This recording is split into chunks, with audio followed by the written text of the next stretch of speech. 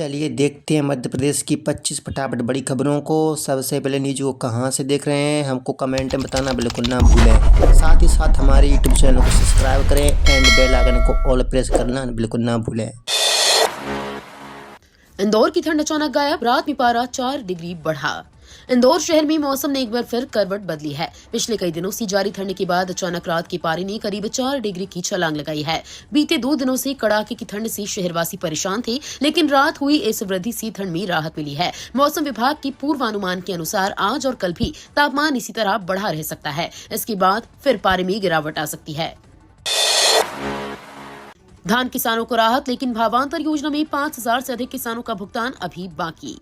मध्य प्रदेश के किसानों के लिए राहत और इंतजार दोनों साथ चल रही हैं। सरकार ने धान की खरीदी का भुगतान जारी कर दिया है, जिसमें 7.5 लाख से अधिक किसानों के बैंक खातों में करोड़ों रुपए जमा हो चुके हैं। खाद्य मंत्री गोविंद सिंह राजपूत के अनुसार इस बार धान खरीद पिछले साल से अधिक हुई है। वहीं भावांतर योजना के तहत खरीदी गई उपज का बकाया भुगतान अभी भी 5,25,000 से ज्यादा किसानों को मिलना बाकी है। लगभग 9.5 करोड़ रुपए की राशि का सत्यापन पूरा हो चुका है और किसान अब जल्द भुगतान की उम्मीद कर रही हैं।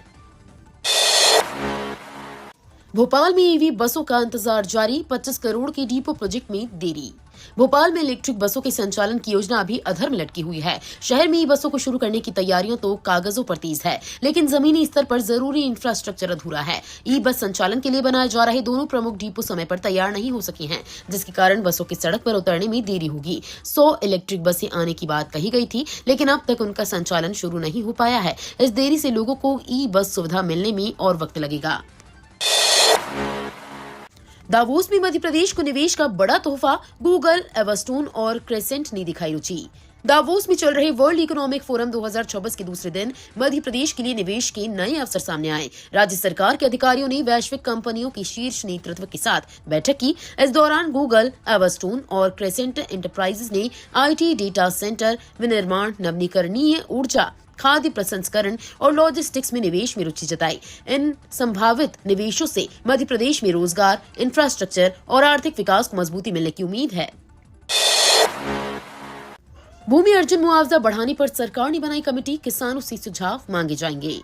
राज्य सरकार ने विकास परियोजनाओं में भूमि अर्जन मुआवजे को बढ़ाने की तैयारी शुरू कर दी है। इसके लिए गणना फैक्टर निर्धारण समिति का गठन किया गया है, जिसमें मंत्री राकेश सिंह, तुलसी सिलावट और चैतन्य काश्यप शामिल हैं। समिति किसानों, जनप्रतिनिधियों, किसान संगठनों, उद्योग जगत और आम जनता से सुझाव लेगी। लोक निर्माण मंत्री राकेश सिंह ने कहा कि प्रभावित परिवारों को उचित और न्याय संगत मुआवजा मिलना चाहिए। सुझाव देने की अंतिम तिथि 30 जनवरी 2026 है और लोग ps.revenue@mp.gov.in पर अपनी राय भेज सकते हैं। रायसेन कृषि उपज मंडी 23 से 26 जनवरी तक बंद, नीलामी स्थगित।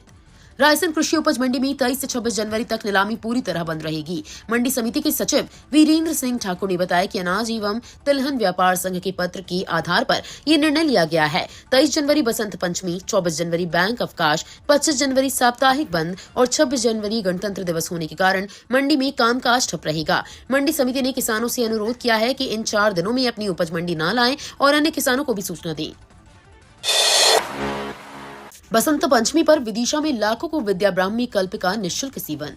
विदिशा में बसंत पंचमी के अवसर पर 23 जनवरी को एक विशेष अभियान चलाया जाएगा। संत शिरोमणि आचार्य विद्यासागर महामुनिराज की द्वितीय समाधि दिवस के उपलक्ष्य में सकल दिगंबर जैन समाज लगभग 1 लाख लोगों को विद्या ब्राह्मी कल्प नामक आयुर्वेदिक औषधि का निःशुल्क सेवन कराएगा। वितरण सुबह 9 से शाम 5 बजे तक होगा। इसके लिए 10 प्रमुख चौराहों सहित शहर के स्कूलों और आंगनबाड़ियों को चुना गया है। इस आयोजन का उद्देश्य सेवा और स्वास्थ्य को बढ़ावा देना है, जिसमें जिला प्रशासन और महिला एवं बाल विकास विभाग का सहयोग रहेगा।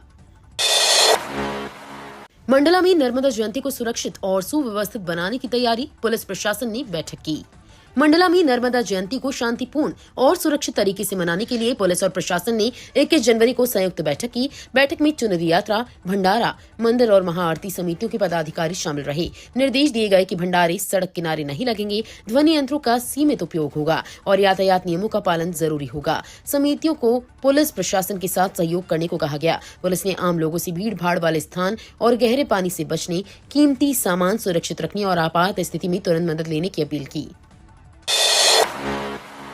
मध्य प्रदेश में डेयरी योजना पर बैंकिंग सिस्टम ने लगाई पलीता, 9 माह में सिर्फ 24 को लोन।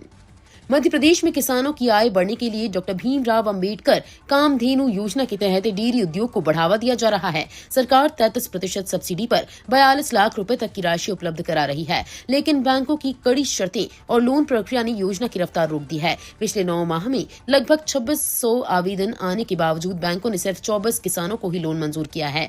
इससे योजना का उद्देश्य प्रभावित हो रहा है और किसानों ने नाराजगी जताई है। मध्य प्रदेश में जमीन अधिग्रहण मुआवजा बढ़ सकता है, प्रोजेक्टों को मिलेगा पंख। मध्य प्रदेश में विकास परियोजनाओं के लिए जमीन अधिग्रहण पर मिलने वाले मुआवजे में जल्द ही बढ़ोतरी की संभावना है।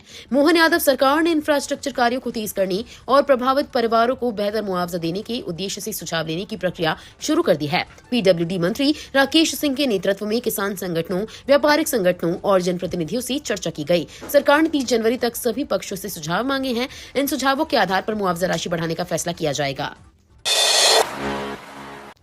टीकमगढ़ में विद्युत कर्मियों की कार्यशाला, सुरक्षा मानक और समाधान योजना पर जोर। टीकमगढ़ में बुधवार को विद्युत कर्मियों की सुरक्षा और कार्यकुशलता बढ़ाने के लिए विशेष कार्यशाला आयोजित की गई। इस कार्यक्रम में बिजली कंपनी के वरिष्ठ अधिकारी और कर्मचारी मौजूद रहे। अधीक्षक यंत्री एसके त्रिपाठी ने बताया कि ग्रामीण, शहरी और मवई वितरण केंद्रों के लाइन कर्मचारियों को सुरक्षा मानकों, उपकरणों के सही उपयोग और दुर्घटनाओं से बचाव पर प्रशिक्षण दिया गया। कार्यशाला में समाधान योजना 2025 से 26 की समीक्षा की गई और कर्मचारियों को ग्रामवार समाधान कैंप आयोजित कर बकायेदार उपभोक्ताओं से संपर्क कर योजना का लाभ दिलाने के निर्देश दिए गए। सागर में शतरंज का जादू, स्कूलों में बच्चों को कोचिंग, युवा खिलाड़ी बना रही नाम। सागर शहर में शतरंज का जादू तेजी से फैल रहा है। स्कूली बच्चों में इस खेल के प्रति खास उत्साह देखा जा रहा है और कई बच्चे शानदार प्रदर्शन कर रहे हैं। हाल ही में सागर के सर्वज्ञ सिंह ने महज 3 साल, 7 महीने और 20 दिन की उम्र में फीडे रैंकिंग हासिल कर दुनिया में सबसे कम उम्र के खिलाड़ी बनने का रिकॉर्ड बनाया। इसी बीच जिला शतरंज संघ के नितिन चौरसिया को भी फीडे द्वारा अंतर्राष्ट्रीय स्तर का सम्मान मिला है। अब स्कूलों में बच्चों को ट्रेनिंग देने के लिए कोचिंग की व्यवस्था की जा रही है, जिससे सागर का शतरंज भविष्य और मजबूत होगा। मध्य प्रदेश में 1.29 करोड़ लोगों को फैटी लीवर का खतरा, एम्स भोपाल की रिसर्च बनी उम्मीद।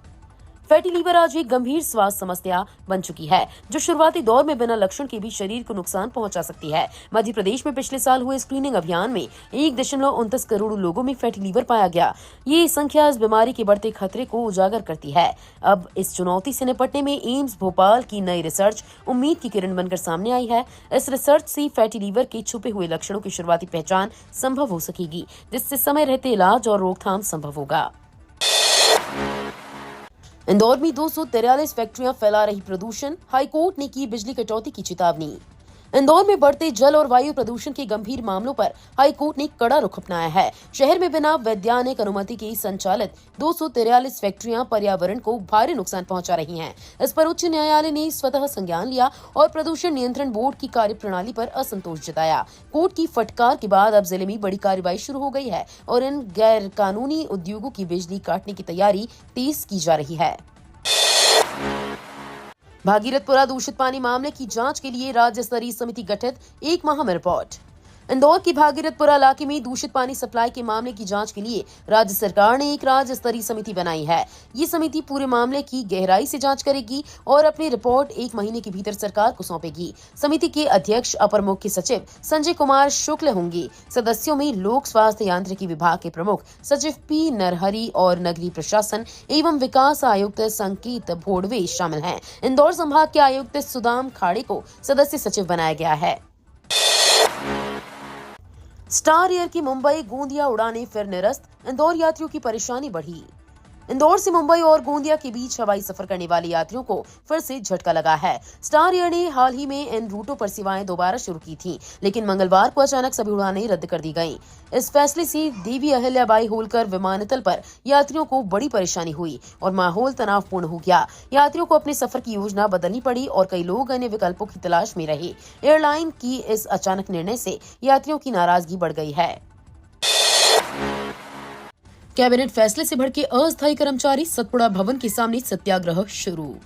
भोपाल में संविदा आउटसोर्स और अस्थायी कर्मचारियों का आक्रोश अब आंदोलन में बदल गया है। 22 दिसंबर 2025 को हुई कैबिनेट की बैठक के फैसलों से नाराज कर्मचारियों ने बुधवार दोपहर 12 बजे से सतपुड़ा भवन के सामने सत्याग्रह शुरू कर दिया। यह आंदोलन मध्य प्रदेश कर्मचारी मंच के बैनर तले 5 सूत्रीय मांगों के समर्थन में किया जा रहा है। कर्मचारियों का कहना है कि कैबिनेट के फैसले के बाद कैडर संशोधन और वेतनमानों को लेकर सरकार की स्थिति स्पष्ट नहीं है, जिससे छटनी और अनिश्चितता की आशंका बढ़ी हुई है। दावोस में सीएम डॉक्टर यादव हरित ऊर्जा और मालदीव से साझेदारी पर चर्चा। वर्ल्ड इकोनॉमिक फोरम 2026 में दावोस पहुंचे मुख्यमंत्री डॉक्टर मोहन यादव ने 2 महत्वपूर्ण विषयों पर चर्चा की। Derisking the green leap round table में उन्होंने बताया कि मध्य प्रदेश ने हरित ऊर्जा को विकास की मुख्य धारा में शामिल किया है। नवकरणीय ऊर्जा से बिजली और जलापूर्ति में स्थिरता आई है, जिससे आम लोग और उद्योग दोनों लाभान्वित हुए हैं। इसके बाद उन्होंने मालदीव के आर्थिक विकास मंत्री मोहम्मद सईद से द्विपक्षीय बैठक की। दोनों पक्षों ने पर्यटन, शिक्षा, चिकित्सा, वन्य जीव संरक्षण और सांस्कृतिक आदान प्रदान में सहयोग बढ़ाने पर बात की। धार भोजशाला में बसंत पंचमी पर नमाज का समय तय करने की मांग, दिग्विजय सिंह ने उठाया मुद्दा। धार जिले की ऐतिहासिक भोजशाला इस बार फिर प्रशासन और पुलिस के लिए चुनौती बनकर उभरी है। 2026 में बसंत पंचमी 23 जनवरी को शुक्रवार के दिन पड़ रही है। इस संयोग का इतिहास 2006, 2013 और 2016 में भी बन चुका है, जब क्षेत्र में तनावपूर्ण हालात बने थे।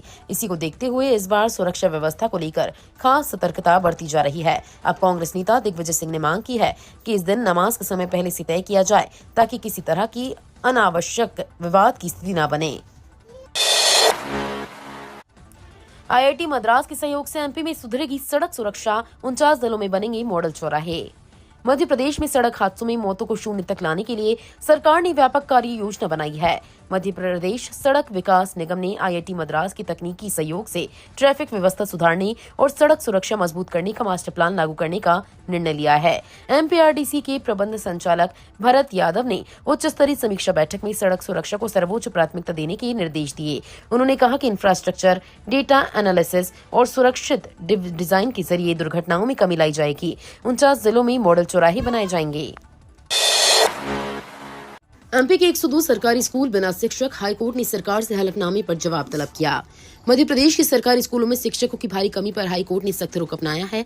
डिंडोरी निवासी किसान लोक सिंह की जनहित याचिका पर सुनवाई में कोर्ट ने बताया कि प्रदेश के 102 सरकारी स्कूल बिना शिक्षक चल रहे हैं और 499 स्कूलों में स्टाफ कम है। हाईकोर्ट ने सरकार से पूछा कि प्रदेश में कुल कितने स्कूल हैं और कितने शिक्षक पद खाली हैं, तथा हलफनामे पर जवाब मांगा है। अगली सुनवाई 24 फरवरी को होगी। मामले में छात्र भविष्य और शिक्षा व्यवस्था पर गंभीर चिंता जताई गई है। ब्राह्मण बेटियों पर अभद्र टिप्पणी, आईएएस संतोष वर्मा पर एफआईआर की मांग तेज। कर्नल सोफिया कुरैशी को लेकर की गई अभद्र टिप्पणी के बाद सुप्रीम कोर्ट ने एक पखवाड़े में अभियोजन की कार्रवाई करने के निर्देश दिए हैं, जिससे सियासत और गर्मा गई है। कांग्रेस अब उनके त्याग पत्र की मांग को लेकर आंदोलन कर रही है। इस बीच ब्राह्मण बेटियों पर असभ्य बयान देने वाले आईएएस अधिकारी संतोष वर्मा के खिलाफ भी कार्रवाई की मांग बढ़ती जा रही है। राजनीतिक और सामाजिक दबाव के बीच सरकार पर एफआईआर दर्ज कराने का दबाव तेज हो सकता है। भोपाल में गवर्नर, उज्जैन में सीएम मोहन यादव फहराएंगे तिरंगा, कैलाश विजयवर्गीय का नाम सूची से गायब। मध्य प्रदेश में गणतंत्र दिवस का मुख्य समारोह भोपाल के लाल परेड ग्राउंड में होगा, जहां राज्यपाल मंगूभाई पटेल तिरंगा फहराएंगे। वहीं मुख्यमंत्री डॉक्टर मोहन यादव उज्जैन में ध्वजारोहण कार्यक्रम में शामिल होंगे। राज्य सरकार ने मंत्रियों की सूची जारी की है, जिसमें नगरीय आवास एवं विकास मंत्री कैलाश विजयवर्गीय का नाम नहीं है। उनके आभार वाले धार जिले में कलेक्टर तिरंगा फहराएंगे। इंदौर जिले में उप मुख्यमंत्री जगदीश देवड़ा ध्वजारोहण करेंगे। इंडिगो एयरलाइंस में नौकरी का सुनहरा मौका, मध्य प्रदेश के युवा फटाफट करें अप्लाई। अगर आप एयरलाइंस कंपनी में जॉब कर अच्छी कमाई करना चाहते हैं तो ये खबर आपके लिए है। मध्य प्रदेश के छोटे शहरों से भी अब एविएशन इंडस्ट्रीज में करियर बनाने का सपना साकार हो सकता है। छिंदवाड़ा में देश की सबसे बड़ी एयरलाइंस इंडिगो इंटरव्यू कर रहा है। ये एयरलाइंस में नौकरी की चाह रखने वालों के लिए सुनहरा मौका है। जाने इस इंटरव्यू प्रोसेस की पूरी डिटेल। 22 जनवरी दिन आज गुरुवार को छिंदवाड़ा की राजीव भवन में देश की सबसे बड़ी एयरलाइंस इंडिगो इंटरव्यू लेने आ रही है। यहाँ airport officer, airport operations, customer services, security officers और कैबिन क्रू के लिए इंटरव्यू आयोजित किए जाएंगे। एमपी में जोहो पर शिफ्ट किया आधिकारिक ईमेल सिस्टम, मंत्री का बड़ा ऐलान। एमपी के एक सरकारी उपक्रम ने स्वदेशी टेक की ओर से मजबूत कदम बढ़ाए हैं। आधिकारिक ईमेल सिस्टम को जोहो प्लेटफॉर्म पर शिफ्ट कर दिया गया है। प्रदेश की ऊर्जा मंत्री प्रद्युमन सिंह तोमर ने ये बड़ी घोषणा की है। उन्होंने बताया कि Madhya Pradesh power transmission company ने डिजिटल आत्मनिर्भरता की दिशा में एक और महत्वपूर्ण कदम उठाते हुए अपनी आधिकारिक ईमेल प्रणाली को स्वदेशी तकनीक आधारित जोहो कॉर्पोरेशन के प्लेटफॉर्म पर सफलतापूर्वक शिफ्ट कर दिया है। माध्यमिक शिक्षा मंडल की कक्षा 10वीं और 12वीं बोर्ड परीक्षाओं को लेकर प्रशासन ने पूरी तरह कमर कस ली है। 7 फरवरी से शुरू होने जा रही बोर्ड परीक्षाओं से पहले 28 जनवरी को प्रश्न पत्र शहर में पहुंच जाएंगे। वहीं मंडल ने सभी परीक्षार्थियों के प्रवेश पत्र भी जारी कर दिए गए हैं। मंडल की ओर से सभी जिला शिक्षा अधिकारियों व प्राचार्यों को स्पष्ट निर्देश दिए गए हैं कि परीक्षा की गोपनीयता और निष्पक्षता से कोई समझौता नहीं होगा। बोर्ड के प्रश्न पत्र शहर के लीड स्कूल शासकीय कन्या उच्चतर माध्यमिक विद्यालय शिंदे की छावनी में कड़ी सुरक्षा के बीच रखे जाएंगे। वीडियो अच्छी लगी तो वीडियो करिए लाइक एंड चैनल को सब्सक्राइब कर बेल आइकन को और प्रेस कर लीजिएगा।